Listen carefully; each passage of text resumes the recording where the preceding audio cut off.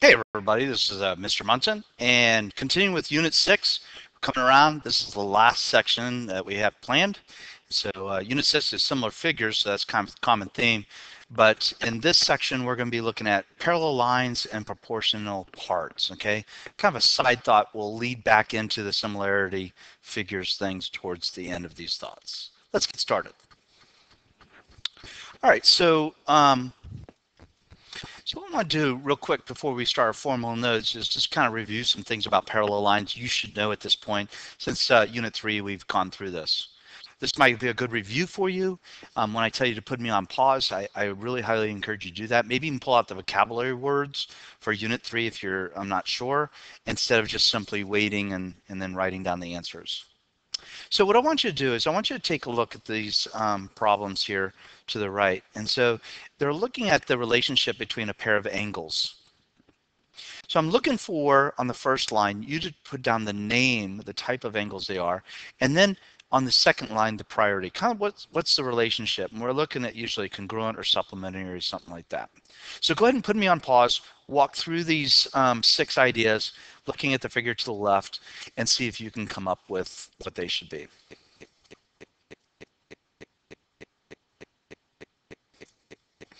Okay, so just check yourself and see if you got those right. And again, if you did not write them down or you weren't sure, writing them down is not going to do anything for you. You need to make sure that you understand what they are. So if you do write them down, just put it on pause and see what you need to do in order to memorize what these things are. Look for relationship patterns and things like that. Okay.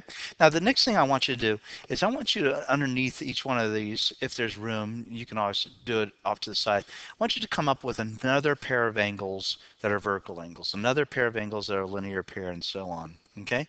Go ahead and put me on pause and do that for each one of those ideas.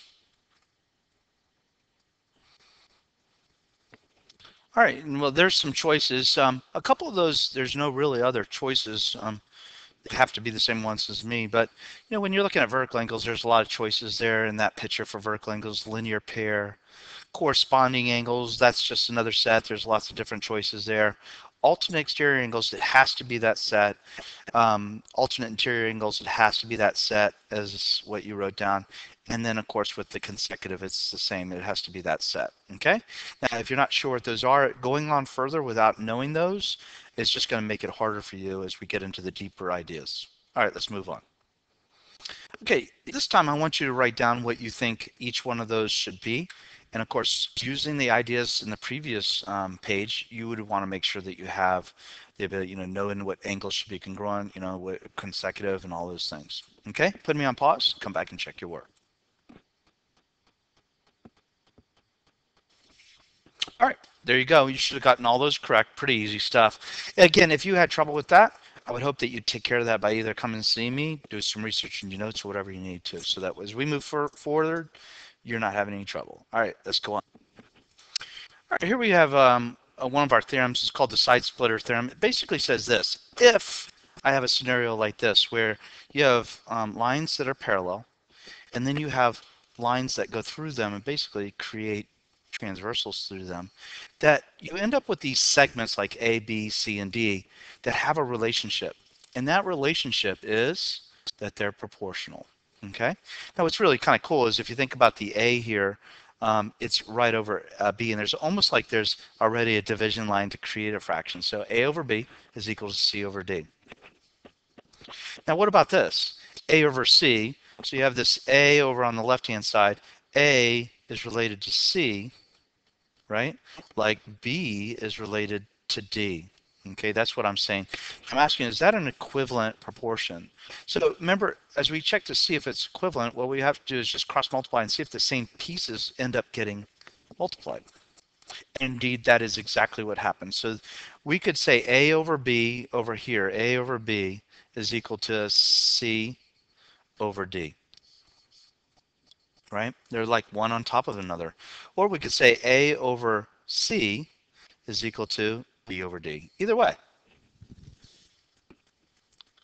Now I'm just getting into the hang of it. I'm creating a little bit more complicated fractions, okay?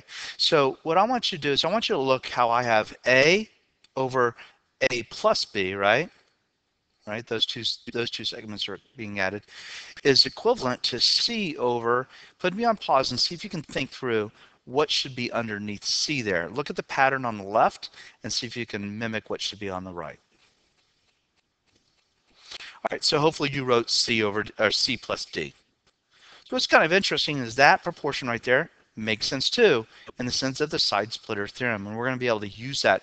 So what I want you to get mostly out of this is you create this relationship on the left, and then you mimic it on the right.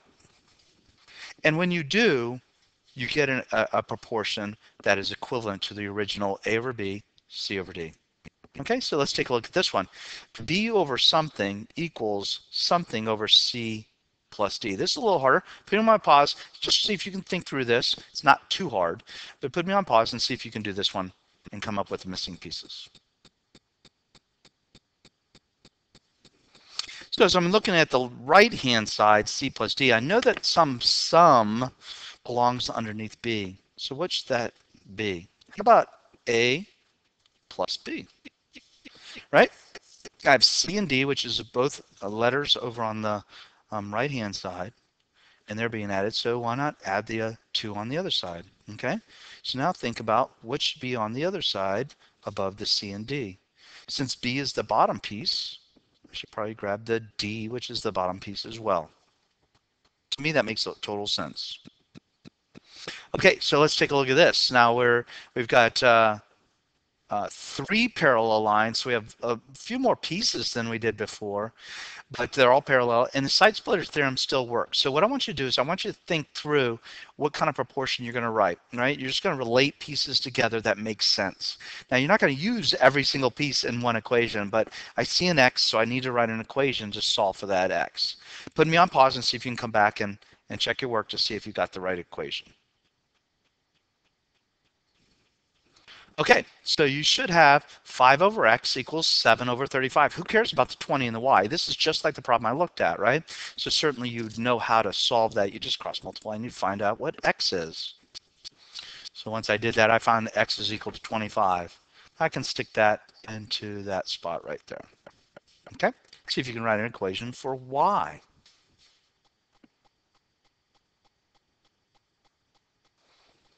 Does that equation make sense? Who cares about the 5 and 7 at the top?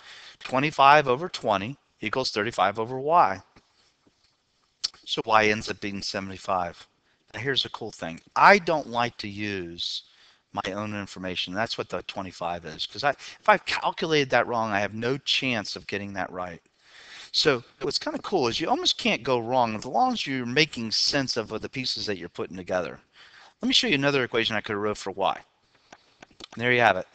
5, that piece way at the top over the 20 at the bottom, is equal to 7 over y. Okay? So let's do some cross multiplication and see what that conjures up for y. And as you can see, I've gone back and changed my other y. I don't know where the 28 came from. Or I think I had 175 there.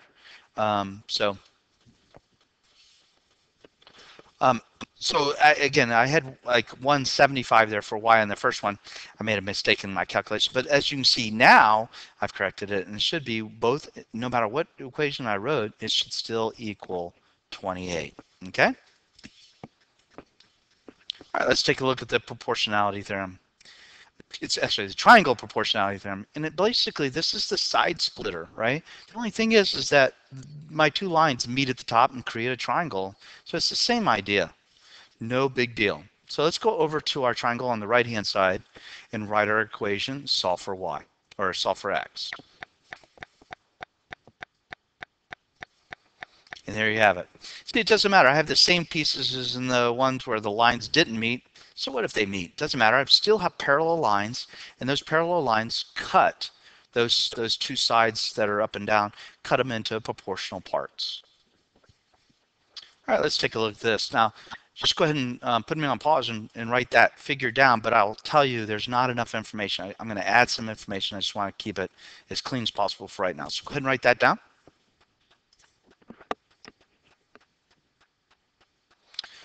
Okay, so let's bring in some additional information. So suppose that part, that entire side was 30. that entire side was 42. Now see if you can think of a way of writing a proportion to solve for this. Now keep in mind that this x right here, that's sitting in this spot, it's not related to that 35. Its partner is actually missing. So it might be helpful to think through how can you find its partner, right? Its partner down here is missing. So let's just take a look at this one together and see what we can come up with. Okay, so this is what I know.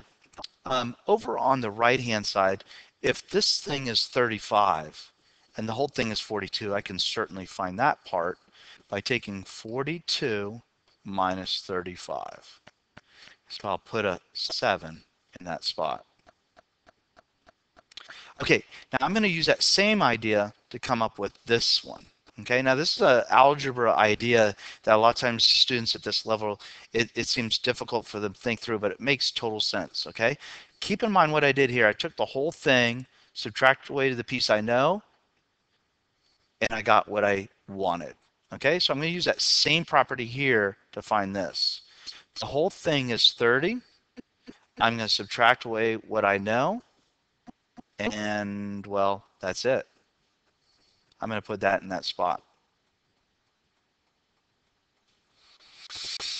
Okay, so let's write some proportions. We got x is to 300 or 30 minus x equals 7 over 35. Now I can cross multiply and find that piece, find the x. Another way I can do it, and again, as you do more of these problems, you get a little bit more proficient at it, okay? But as I do the next problem, or another proportion, you'll see that I'm just writing down a proportion that's equivalent to that. What I like about this next one I don't really need to deal with and find this piece. So I'm just going to cut this away. What I find is that if I write the ratio x just to the entire side, x over 30, that should be the same as 7 over the entire side, 42. I find that equation much easier, but that's not always the case for us. We might not be able to use that scenario. It's just one of those things, those tricks I want to show you. Okay, so I want to take a look at some logic here real quick. I think that you'll understand what I'm saying. Okay, so let me say this if-then statement. If it is raining outside, then the streets are wet. Okay, so that's if something happens, then something else happens. Hopefully you agree that this is a true statement. So let's take a look. If it's raining outside, then the streets are what? Somebody yells, "Hey, it's raining outside." The question I have for you, and that's what these 3 dots mean, is what is your conclusion? Hey, it's raining outside. What do you think you can now conclude? Well, yeah, it's the streets are wet. All right, let's take a look at this one. Complete this statement, okay? So if I can prove 2 triangles are similar, then what is true? Okay, so hopefully you would say the corresponding angles are something and the corresponding sides are something. Go ahead and put me on pause and think this through. We've done this plenty of times in class. Think it through. Just think about what it is that this means. All right, so hopefully that's given you enough time. They are congruent, right? The corresponding angle is congruent. If one angle on the left is 70 and its corresponding angle is sitting there unknown, it has to be 70. And then the sides are proportional. That means that no matter what ratio I write a ratio between corresponding sides, you know, they sit in the same spot. So you write a ratio, a fraction, and that fraction has to equal the fractions created by all the other corresponding sides. All right, let's bring this home quite quickly. Let's say I have this idea. I have these 2 triangles. Do you see the 2 triangles? There's a small one and a big one. Can you prove these 2 triangles are congruent? Okay. Now in the last class, or in the last lesson, you learned some shortcuts: angle-angle similarity, side-angle-side similarity, and then side-side-side similarity. Okay. Let's apply it here. You got parallel lines. See if you can come up with an idea that would allow you to say these 2 triangles are similar. Put me on pause and come back and check your answer. All right, so take a look. You got 2 triangles here. You got this triangle and this triangle. Now they both share that angle at the top, so we know that's congruent to that. Now I just need one more pair of angles that are going to be congruent. Now, with careful inspection, we realize those two angles there are corresponding angles. They sit in the same spot of parallel lines, right? Okay, so because they sit in the same spot of parallel lines, remember parallel lines cut by transversal, so we're looking at this angle right here is congruent to that angle in this sense of the picture. These two triangles are similar by angle similarity. Cool. All right, go ahead and write your summary. Let's go to the next page for the do it problems. All right, well, there's your homework. The do it problems, make sure that you show your setup of equations and the work for that. Don't just turn in the answers. All right, very good. See you next class.